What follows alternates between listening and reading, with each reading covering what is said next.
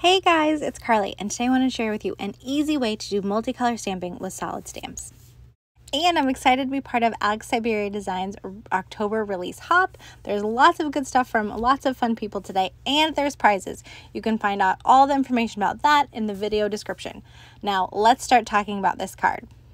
So I've got the solid layer of one of the flowers from the watercolor flower set, which, oh my gosh, I'm in love with this set. So anyway, I've got the solid layer here. I'm inking it up with Distress Oxide spun sugar, and I'm just stamping it down onto my white panel. Not hard, right? It's super easy.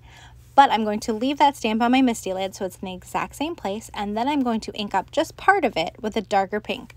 So now I'm using the Kitsch Flamingo, and I'm applying it to my stamp with a blending tool. Now I like using a blending tool because when I stamp it down onto my panel, it doesn't have any harsh lines between the two colors of ink. It has a nice soft blend. You could use a blending brush, you could probably use your finger, or maybe some other tools that you like for applying ink. You just want to make sure that you have a tool like the Misty to keep it stamping in the exact same place. Now I'm going to go in with an even darker pink. This time I'm using Picked Raspberry, and I'm using it just along the edge. Now you've noticed I haven't cleaned off my stamp for the last couple of layers because they were all shades of pink and they were getting darker as we went, so I wasn't worried about contaminating my ink pads. But now I realize I'm switching to purple, so now would be a good time to clean my stamp. So I'm going to clean my stamp off before I move on to my purple layer.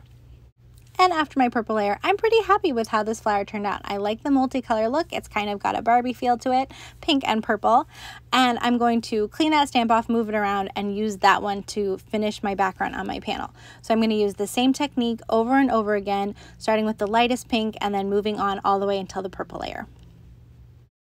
Once I've stamped all my flowers, I'm going to grab the coordinating die and some Post-it notes and just cut some really easy masks. Of course, you could use masking paper. I just have Post-it notes handy, and I'm going to use them to mask the flower so I can stamp the outline of the leaves and they'll look like they're coming from behind. Now, once the leaves are all stamped, I want to add that detail sketch layer of the flower on top. So I'm going to position it off center. I think the more off center, the better. I just love that look. And then I'm going to stamp it in black. And the truth is, I probably didn't wait long enough for my Distress Oxide layer to dry.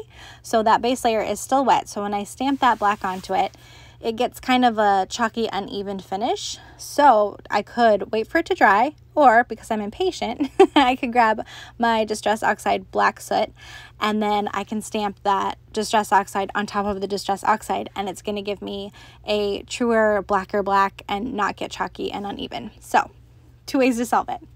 Now, once I stamped all the detail layers, I finished the card with a simple die cut sentiment and a little bit of faux black splatter.